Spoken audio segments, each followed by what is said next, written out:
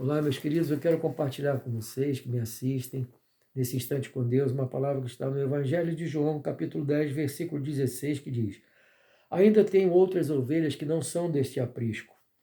Também me convém agregar estas, e elas ouvirão a minha voz, e haverá um rebanho, um só rebanho e um pastor.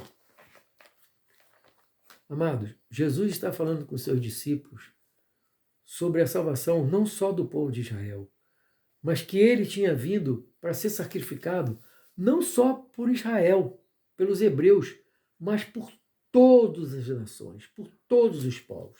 E em Atos, nós vemos uma confirmação disso, quando no capítulo 18, versículo 9 e 10, quando ele fala com Paulo. Paulo estava em Corinto, e ele diz o seguinte, e diz assim a palavra de Deus: E disse o Senhor em visão a Paulo: Não temas, mas fala e não te cales, porque eu sou contigo, e ninguém lançará a mão de ti para te fazer mal, pois tenho muito povo nesta cidade.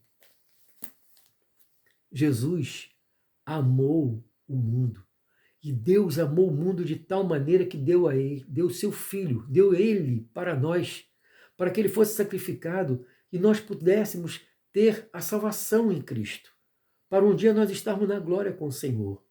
Veja que Jesus, o propósito de Jesus era certo, que ele usa o verbo no presente. Eu tenho. Ele não diz talvez tenha ou eu talvez possa ter. Não. Ele afirma: eu tenho muito povo nesta cidade. Eu tenho muitas pessoas. Eu tenho um rebanho para ser agregado. Por quê? Porque o que ele queria é que todas as nações ouvissem o evangelho, que o evangelho fosse pregado a todos os povos e que todos fizessem parte do seu rebanho. Infelizmente, nem todos têm essa consciência, nem todos têm essa vontade, infelizmente.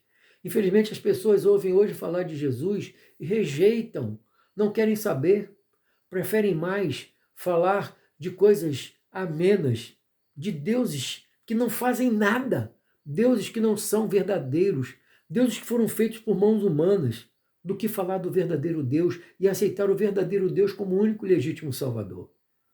E eu estou falando aqui, esse único e legítimo Salvador chama-se Jesus, e ele, quando veio ao mundo, ele já tinha o seu propósito, e ele disse que nós éramos dele, todos nós. Ele disse, eu tenho um rebanho, porque ele sabia o rebanho que ele ia ter. E ele sabia as pessoas, quantas pessoas iriam fazer parte desse rebanho e que tipo de pessoa iria fazer parte. Mas o que mais me alegra, o mais me empolga, é o amor que ele tem pelo pecador. Olha que ele mandou Paulo à cidade de Corinto, uma cidade que o pecado rolava solto. Mas ele mandou Paulo ir lá para falar do amor dele, para falar de salvação, para que aquelas pessoas tivessem a oportunidade de dizer: eu aceito a esse Cristo como meu Salvador, e serem salvas, porque essa era a intenção do coração dele. Essa era e é, até hoje, a intenção de Deus e de Jesus. Então, meus amados, eu quero te dizer uma coisa. Não importa o que você esteja passando, não importa as dificuldades que você tenha, não importa a prova que você esteja, talvez você esteja num vale, ou talvez você esteja num deserto nesse momento. Aproveite esses momentos. Busque a Deus cada vez mais. Procure orar, procure falar com Deus, procure pedir a Deus que Ele fale contigo. Ore, pare e peça: Senhor, agora eu quero ouvir a tua voz. E tente ouvir com os ouvidos espirituais.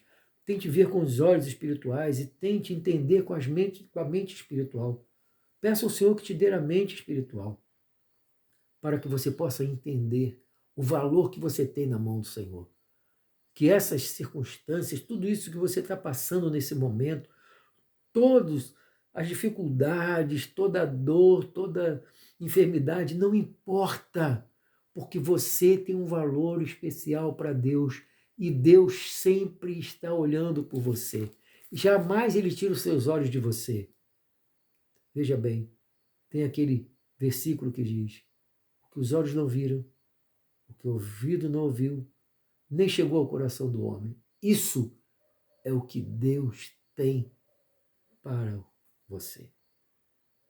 Que Deus abençoe e fique na paz.